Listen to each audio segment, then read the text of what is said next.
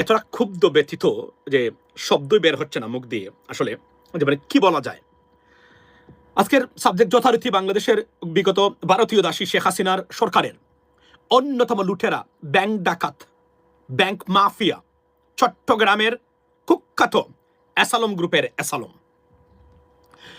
বাংলাদেশ থেকে সরকারি হিসাবে $235 বিলিয়ন পাচার হয়েছে। এটা আমার বক্তব্য নয়, এটা খুদ আবুল মালাল আব্দুল মুহিত সংসদে দাঁড়িয়ে তখনই উনি বলেছিলেন, তখনকার বক্তব্য। শুধু লিগালি $235 বিলিয়ন পাচার করেছে তারা। আপনার আন্ডার দ্য টেবিল ধরেন একজন সরকারি কর্মকর্তা আত্মীয় স্বজন আসা যাওয়া করে বিদেশে দেশে প্রতি 10,000 পর্যন্ত তারা নিতে পারে। কত টাকা অবৈধভাবে পাচার করেছে তার কোনো ইয়ত্তা নেই। এবং এই শেখ হাসিনা বা ভারতীয় দাসীর এই তার নিজস্ব লুটপাটকারী অ্যাসালম গতকালকে সে যে সত্যিকার অর্থে লুটপাটকারী এবং আন্তর্জাতিক মানের মানে মাফিয়া এবং ডাকাত, ব্যাংক ডাকাত, যে 6টা ইসলামী ব্যাংকে ভারতীয় প্রেসক্রিপশনে দখল করে লুটপাট করেছে মনের মাধুরী মিশিয়ে, সেই অ্যাসালমের টাকা সাইপ্রাস গভর্নমেন্ট নিকোসিয়া জেলার মানে the capital of Cyprus, the Greek Cyprus, not the Turkey Cyprus, মানে আটক করেছে। এবং তারা অর্থাৎ আটকের টাকার পরিমাণ 8 বিলিয়ন ইউরো অথবা 1,14,000 কোটি টাকা অথবা 1.1 ট্রিলিয়ন মানে টাকা, নট বিলিয়ন, ট্রিলিয়ন। জানেন তো আপনি, কল্পনা করেন ladies and gentleman, just imagine বাংলাদেশে ডাকাতির কি পরিমাণ মানে উৎসবে মেতে উঠেছিল শেখ হাসিনা এবং শেখ হাসিনার এই মানে আপনার এই লুটেরারা। খুন গুম বাদ দিলাম, ভারতীয়করণ বাদ দিলাম, প্রতিষ্ঠানগুলোকে ধ্বংসকরণ বাদ দিলাম। এই যে একজন বলেছে গতকালকে আমি দেখলাম একজন তথাকথিত বুদ্ধিজীবী ও আন্দোলনে বাংলাদেশটাকে অনেক পিছিয়ে নিয়েছে, এরা জেলে দেওয়া দরকার। যে বলেছে পিছিয়ে নিয়েছে, এরা জেলে দেওয়া দরকার। যদি শেখ হাসিনা এখন থাকতো আগামী 6 মাসের ভিতরে হয়তো ইতিমধ্যেই আমরা ভারতের মানে অধীনে বা দখলে থাকতাম। আচ্ছা, আপনার ভারতের দখলেই আপনার থাকতাম, অত অন এক্সপেক্টেড ইনকাম। আচ্ছা, আমি বলি, আমি মনে হয় এই তথ্যটা মনে হয় আপনার ইভান ভাই সত্য নয়। আমার ধারণা সরকার এটা করবে না, এটা করলে উপায় নাই, এটা করলে উপায় নাই এবং এটা করবে না। এটা আমি আমার একটা ধারণা। যদি এটা করেন তাহলে আমি মনে করবো যে সরকার ইচ্ছাকৃতভাবে মানে পরিকল্পনা করে তারা আত্মহুতি দেওয়ার জন্য তারা সরকার ক্ষমতায় এসেছেন। যদি এটা করেন, আমি শিওর যে এটা তারা করেন নাই, মানে আমার ধারণা। মানে এটা করলে এটা তো এক ধরনের মানে আত্মঘাতী সিদ্ধান্ত। মানে প্রবাসীরা টাকা পাঠাবে, প্রবাসীরা টাকা না পাঠালে এদেশ তো এমনিতেই শেষ। এটা have a doubt about that. We can talk about that ladies and gentleman. So আমি আপনাকে বলি, অ্যাসালমের অর্থাৎ সাইপ্রাস 8 বিলিয়ন, এই লন্ডনে আরেক চট্টগ্রামের ডাকাত। আমি জানি না চট্টগ্রামবাসী আপনারা, আমি জানি না what is happening with you guys, what's going on.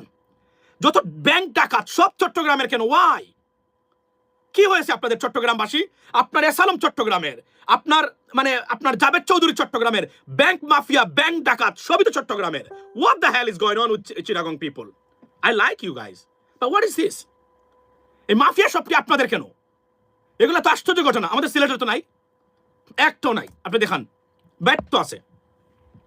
অর্থমন্ত্রী ব্যর্থ হয়েছিলেন, শিক্ষামন্ত্রী ব্যর্থ হয়েছিলেন, বা ওই অর্থে ডেফিনেটলি মানে মাফিয়া, খুনি, আপনার এরপরে লুটপাটকারী এগুলো নাই।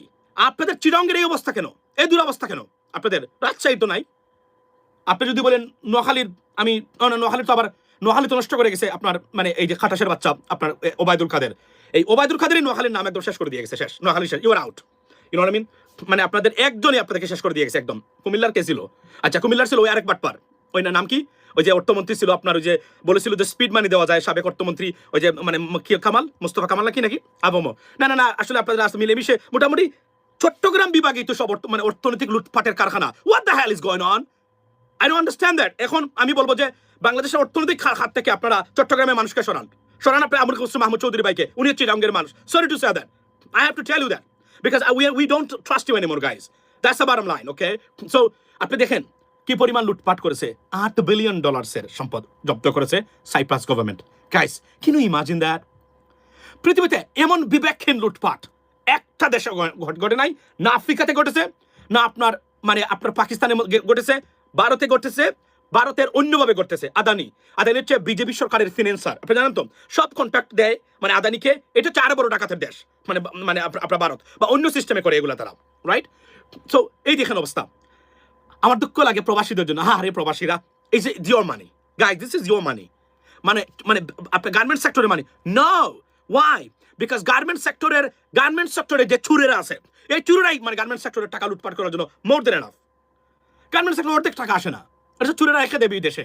গার্মেন্ট সেক্টরের চুরেরা আবার দান্দা করেছে, গার্মেন্টস মানে একের পর এক নাকি প্রতিষ্ঠান মানে বন্ধ হচ্ছে। দেখেন আপনি, দেখেন এদের অবস্থা দেখেন আপনি। সরকার গার্মেন্ট সেক্টরকে আবার মানে কি করার জন্য, এই প্রণোদনা দিয়ে আবার চাঙ্গা করার জন্য পদক্ষেপ নিচ্ছে। আবার হাজার হাজার কোটি টাকা গার্মেন্টসের চুরদের দেওয়া হবে। এই চুরেরা ব্যাংক থেকে লোন নিয়ে গার্মেন্টস করে, আবার এই মানে পণ্য রপ্তানি করে, এই টাকা আবার বিদেশে রেখে দেয়। আবার এই হলো বাংলাদেশের বর্তমান খেলা। গার্মেন্টসের চুরেরা আর এই চুরেরা মিলে সবচেয়ে বেশি লুটপাটকারী, এবং প্রত্যেকটা টাকা এই লুটপাটকারীরা করে সব হচ্ছে আপনাদের প্রবাসীদের টাকা। দুঃখ লাগে আমাদের প্রবাসীদেরকে, এত কষ্ট করে মানে জীবন বাজি রেখে হয়রানি, লাঞ্ছিত, বঞ্চিত, হয়রানি শিকার হয়ে বিদেশে তাকে টাকা পাঠায়।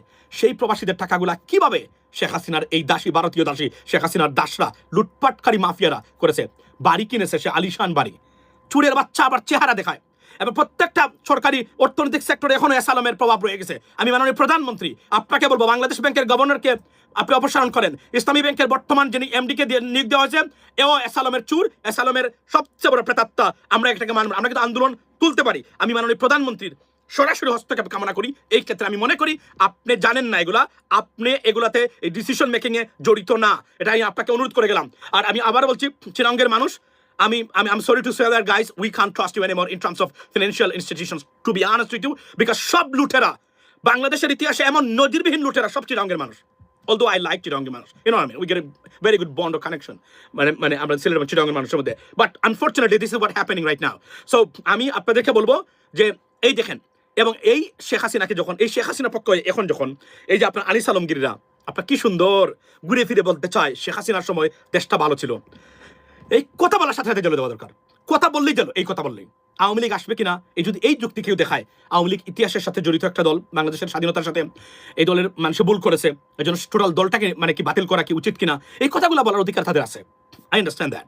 কিন্তু শেখ হাসিনার জন্য উকলাতি করা মাত্র জেল, কারণ সে গণহত্যাকারী, মানবতা বিরোধী অপরাধে অভিযুক্ত ব্যক্তি, সে, তার কোনো বন্ধু নাই। আমি আবারও বললাম, যদি মানে বর্তমান বিএনপি সরকার না চায় আর জামাত এনসিপি তারা ওই ক্ষেত্রে ঐক্যবদ্ধ থাকে, তারা ইন্টারনাল পলিটিক্স জীবনে শেখ হাসিনা বাংলাদেশে ফিরতে পারবেন না। ভারতের ওই ক্ষমতাই নাই।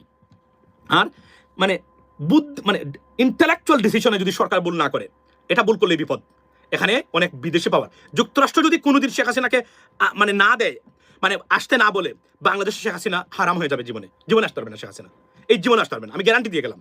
একমাত্র আমেরিকা গভর্নমেন্ট কোনোভাবে যদি চায়, উচিত সরকার একটা মিস্টেক করতে চাচ্ছিলেন, আমি আমার দায়িত্ব থেকে সরকারের সর্বোচ্চ পর্যায়ে প্রধানমন্ত্রীর পরে যত পদ আছে সবাইকে আমি ব্যক্তিগতভাবে যোগাযোগ করে বলেছি এই কাজটা করা যাবে না, এটা বিপদ ডেকে আনতে পারে আপনাদের।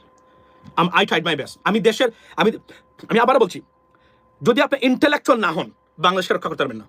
শেখ হাসিনাকে আবার তারা পুশিং করে দিতে পারে, এটা একটা কারণ।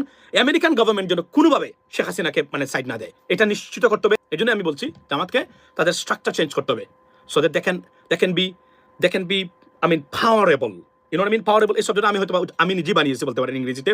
powerable means পাওয়ার গ্রাব করার বা পাওয়ারে যাওয়ার সক্ষমতা অর্জন করা, মানে you know what I mean, বা অর ইলেক্টেবল যেটা আপনি বলতে পারেন, এটা এক ধরনের আপনি যদি বলি। সো এই ধরনের ব্যবস্থায় যেন যায়, তাদের স্ট্রাকচার চেঞ্জ করতে হবে, না হলে পরিবর্তন এখানে আসতে পারবে না, আপনি যতই মানে চেষ্টা করেন না কেন, because there is a deep state there against them. So here is the stuff, ladies and gentlemen. Okay, I got to go. আমি আবার আসবো আজকে, আমি ডেফিনেটলি কথা দিলাম আমি আপনাদেরকে। এখানে বলে যাই, দেখেন আর কান্না করেন। আমি শুধু বলতে ইচ্ছা করে, হাই বাংলাদেশ, হাই বাংলাদেশের প্রবাসীরা, হাই এদেশের গরিব হত দরিদ্র মানুষ, দেখেন আপনাদের কি অবস্থা। এই শেখ হাসিনাকে আনার জন্য বলে শেখ হাসিনা সরকার আবার দরকার। এদেরকে কি করা উচিত আপনারা বিবেচনা করেন, এবং প্রবাসীরা আপনারা এটার মন্তব্য রেখে যাবেন এখানে।